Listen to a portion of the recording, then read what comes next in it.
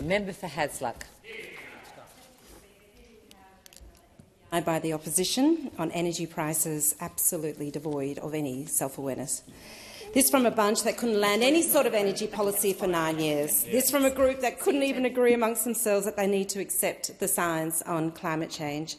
This from a group who lurched from one scare campaign to the next, pitting Australian against Australian in a disgusting, cynical ploy to claw back any semblance of political relevance.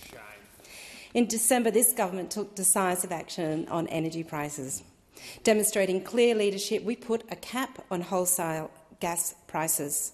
We could see that the supply shock caused by the war in Ukraine was impacting prices, and we took firm action to protect Australian consumers. How seriously did the government take the threat to the livelihoods of Australian people and businesses? I'll tell you how seriously. The Prime Minister called the Parliament back to pass legislation. That's how seriously. I had to fly back from Hasluck, some 3,000 kilometres away, and I was happy to do so because it was the right thing to do.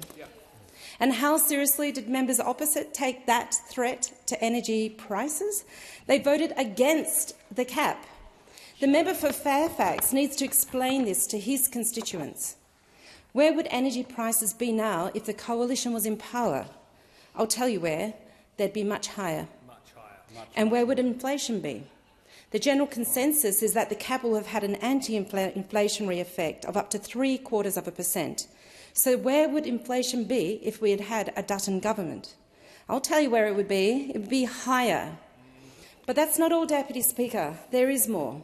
In the May budget, the Treasurer outlined the energy price relief bill, with targeted relief for 5 million individuals and families most in need and for 1 million small businesses. True cost-of-living measures, real reduction in energy bills. But at the end of the day, what this MPI really asks is what would a really good coalition energy policy look like? I'll tell you what it would look like.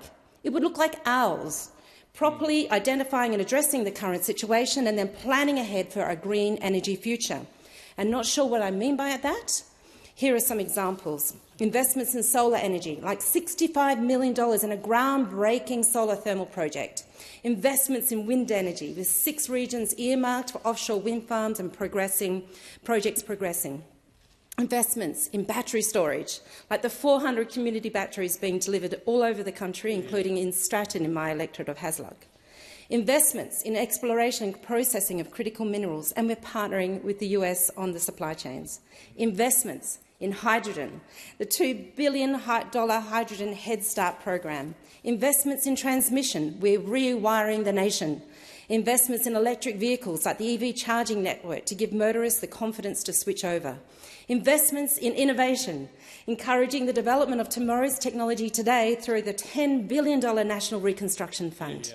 Investments in electrification and efficiency, like the $1.3 billion to establish the Household Energy Upgrade Fund and the $310 million in tax relief for the Small Business Energy Incentive, and the renewable energy target, and so much more. So many initiatives, so little time. If the members opposite would like, I'm happy to send them a link.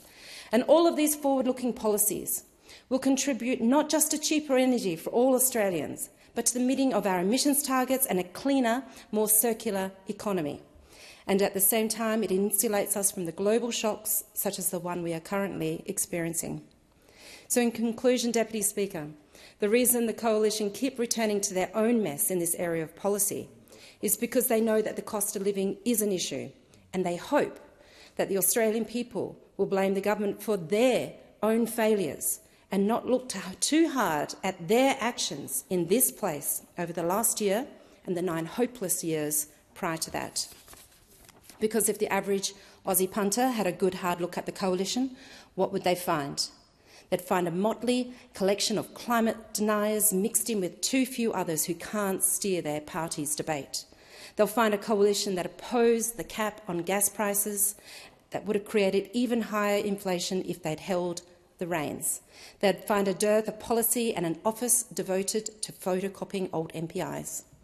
Due to the Albanese government's timely courage and the measures in the budget, Australian consumers are in the best position they could be in the current international environment. This is a government that walks the walk.